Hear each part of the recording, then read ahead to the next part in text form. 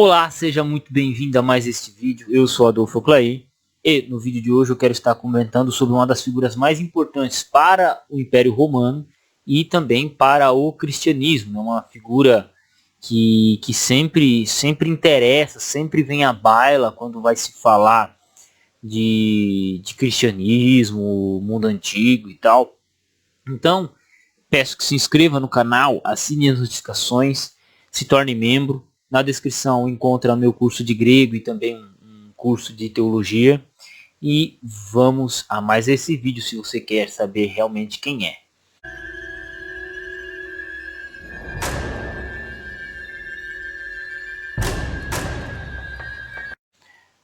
Ok, então o que acontece? Existe uma figura chamada Constantino. Sim, Constantino assim, sem mentir para vocês, a primeira vez que eu ouvi alguma coisa sobre ele foi quando eu recebi um estudo bíblico. E interessantemente que a pessoa que me deu o estudo bíblico, eu aprendi muito mais de história com ele sobre Apocalipse. Eu aprendi muito mais estudando sobre o futuro do Apocalipse. Eu aprendi muito mais de história estudando o futuro, a livro do Apocalipse, do que nas aulas de história dos meus tempos de escola. Eu achei muito engraçado. Tanto que quando eu fui prestar o vestibular, questões até sobre o próprio Constantino me caiu lá, né? E eu só sabia responder, só soube responder os questionamentos ali, porque eu tinha tido alguma instrução sobre Constantino, que na escola nunca tinha se mencionado. Interessantemente que eu não me lembro, eu juro, eu não me lembro de nenhuma aula sobre Egito Antigo, sobre Império Romano, Império Grego nas aulas de história. Curiosamente, eu não me lembro. Eu lembro de muitas coisas, história do Brasil, história Segunda Guerra Mundial, isso me lembro muito, né? Alguma coisa de história da África, mas eu não me lembro de ter passado por essas matérias, eu não me lembro de ter tido essa experiência. E, ok, mas quando a gente menciona Constantino, sempre vem aquela dúvida. Alguns vão falar positivamente dele, outros não, né? Algumas pessoas vão chegar e falar, não, foi Constantino que romanizou a igreja, que ele unificou, ele pegou o cristianismo, fundiu com o paganismo, e aí se tornou a igreja católica, e não sei o que, papapá. Existe essa linha. Existe aquela linha também da galera que vai mencionar do Constantino como o primeiro imperador cristão e papapá. Eu acho que eu vou seguir nesse vídeo mais por essa segunda linha, porque o que acontece? Quando você não conhece de história e aí você ouve alguém descendo a lenha no Constantino, essa pessoa possivelmente também ela não entende de história. Ou ela não tem empatia, porque o que acontece? Você tem que ter um mínimo de inteligência de entender que as figuras históricas elas viveram num contexto histórico. E se você estivesse no contexto que a pessoa viveu, você faria talvez a mesma decisão que essa pessoa fez, ou faria uma escolha muito mais idiota do que ela fez. Entende? Eu vou dar um exemplo. Eu vou dar um exemplo que não tem nada a ver conosco. Por exemplo, deixa eu pegar aqui. A Inglaterra, por exemplo, durante a Segunda Guerra Mundial. Winston Churchill, ele se opôs à Inglaterra se ajoelhar ou fazer pacto de paz com Hitler. Ela se opôs por causa de Winston Churchill.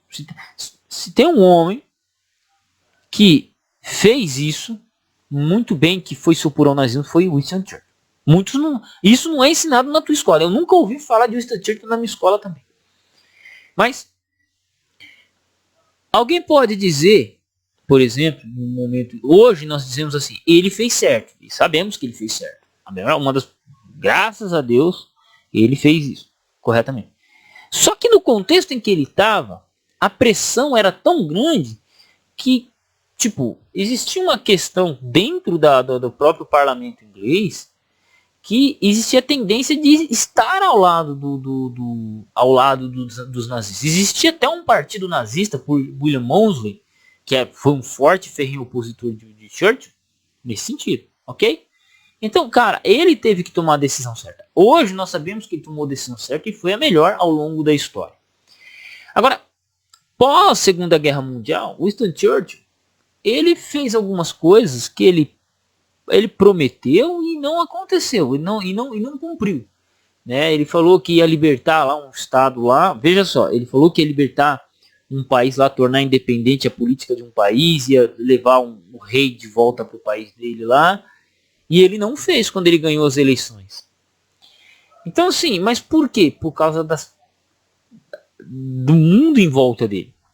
E voltemos agora ao Constantino. Constantino, ele começa a adquirir poder e se tornar imperador, e ele se torna imperador num contexto em que metade da população era pagã e metade da população era cristã. Qual que é o problema disso? Quem já assistiu meus vídeos anteriores sobre o assunto ou está assistindo a playlist que eu estou gravando sobre o Império Romano, sabe muito bem da diferença entre um cristão e um pagão. Qual que é a diferença? A diferença básica é que o pagão ele tem vários deuses e ele cultua o imperador. Fechou? Fechou.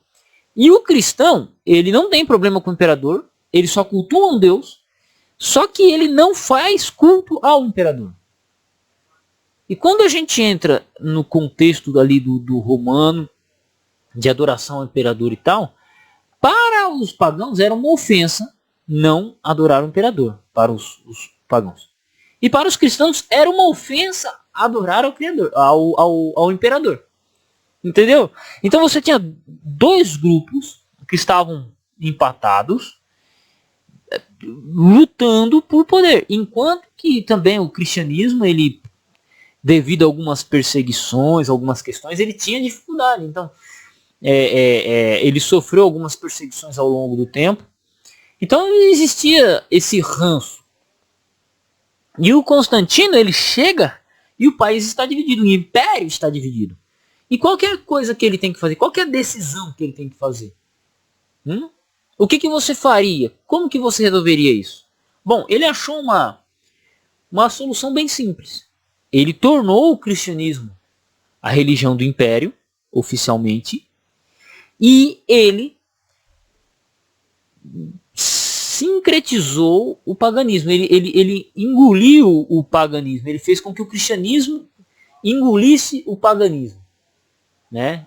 Então, ele pagava para pessoas se converterem.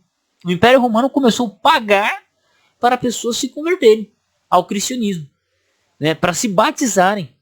E com isso, o cristianismo ganhou força, mas ele sofreu um sincretismo, né? Porque as pessoas elas mudam de igreja, Acontece no Brasil, as pessoas mudam de igreja, mas elas nem sempre mudam todas as suas crenças.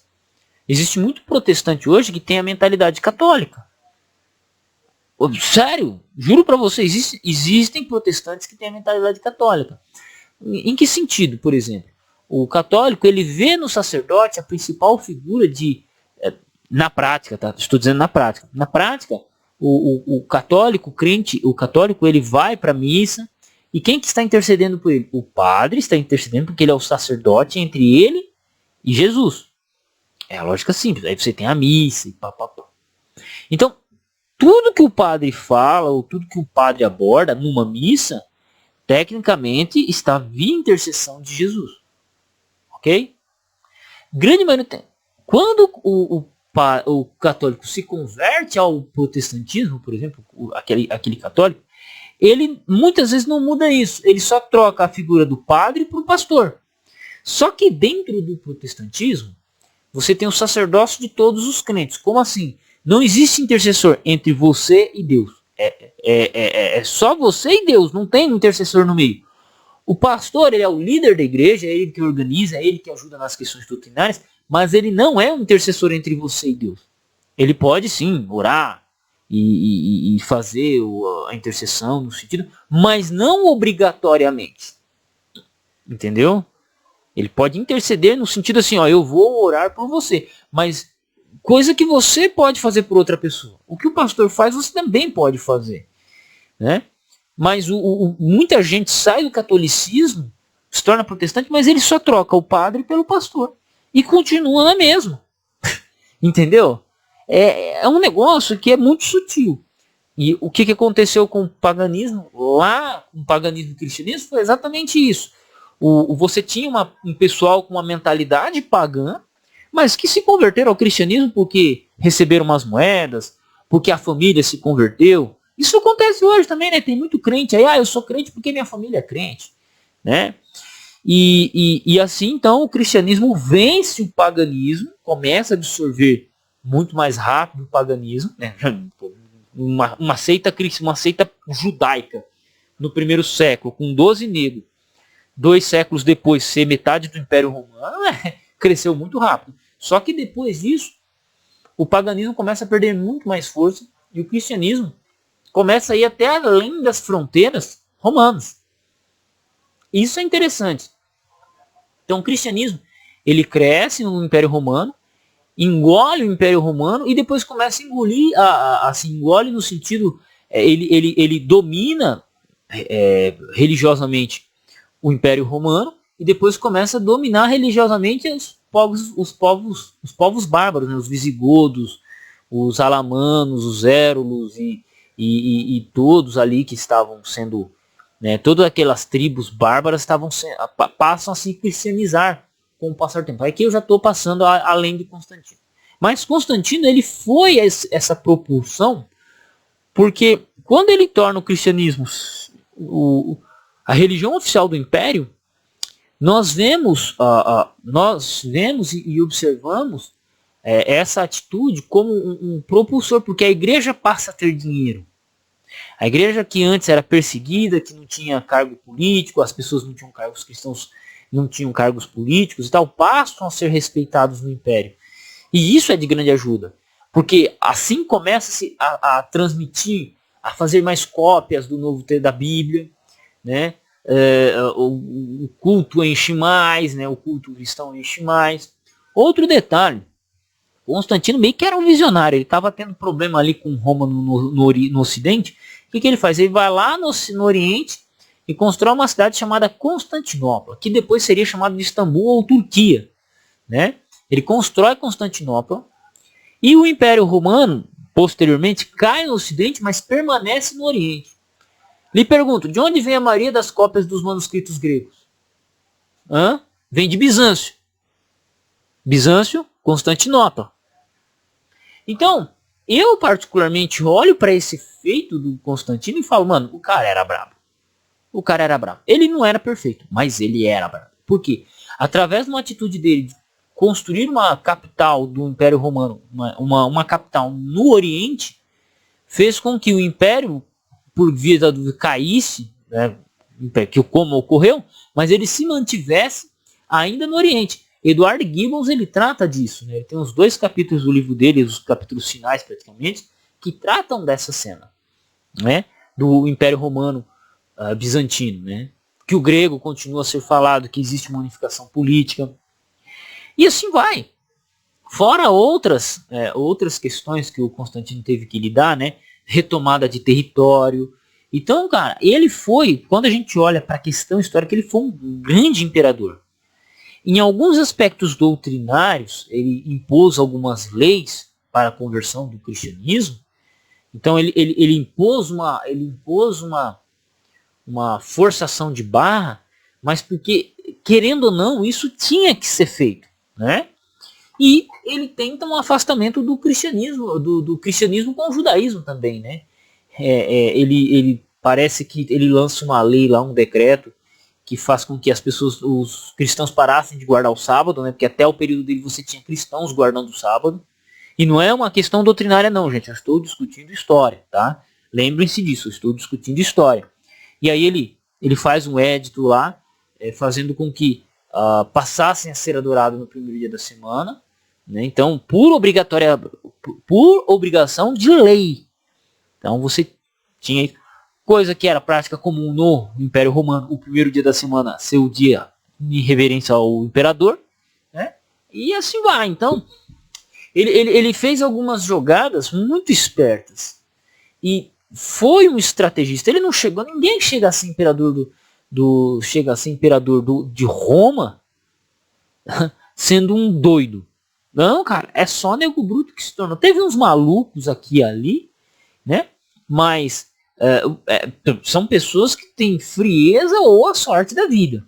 Então, e no caso de Constantino, ele conquistou o império pela força, por maturidade. Não foi um sobrinho que herdou do tio ou isso, não. Ele herdou pela sobrevivência, né?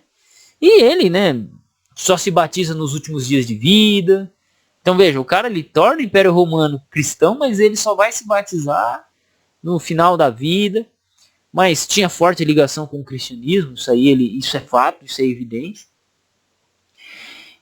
Cara, é um cara extremamente assim que, olhando, o cara era monstro. O cara era monstro. Então, é aquilo que eu digo, os aspectos que ele fez para o cristianismo foram muito mais positivos do que negativos. Porque não tinha como, cara. O cristianismo ele iria sofrer assim uma paganização. Isso aí é normal, via sincretismo. Mas ele foi o cara que parou as perseguições ao cristianismo, basicamente, né? É o cara que deu espaço, politicamente falando, para o cristianismo. Isso foi bom? Foi bom. Por outro lado, foi ruim? Foi ruim. Podia piorar? Podia piorar, né? Mas aconteceu. É história. E estamos aqui conversando exatamente sobre isso. Constantino, um dos maiores imperadores do Império Romano e o primeiro imperador cristão, né? Depois dele houveram outros imperadores que tentaram voltar para o paganismo, mas esse já era um caminho sem volta, né? Porque quando você tem a maior parte da população já se considerando cristã e assim vai, você quebra as pernas das outras religiões, né? Quando o cristianismo se tornou a religião oficial do império, acabou, porque não tinha mais o que discutir, basicamente, né? E o paganismo só foi perdendo espaço com isso. Então, olhando como um todo, eu vejo ele como um grande imperador, um homem muito esperto, um estrategista muito esperto, e situações que ele viveu conturbadas, de invasão dos bárbaros, né? E conseguir retomar algum espaço, tranquilizar o império, no sentido de que você tinha duas religiões concorrentes dentro do império e ele ter que tomar a decisão de tranquilizar. Então, essas são decisões que uma pessoa que está no poder tem que tomar, que são complicadas, entendeu? Então é isso aí. Tamo junto com a batalha. Se gostou desse vídeo, compartilha com os amigos.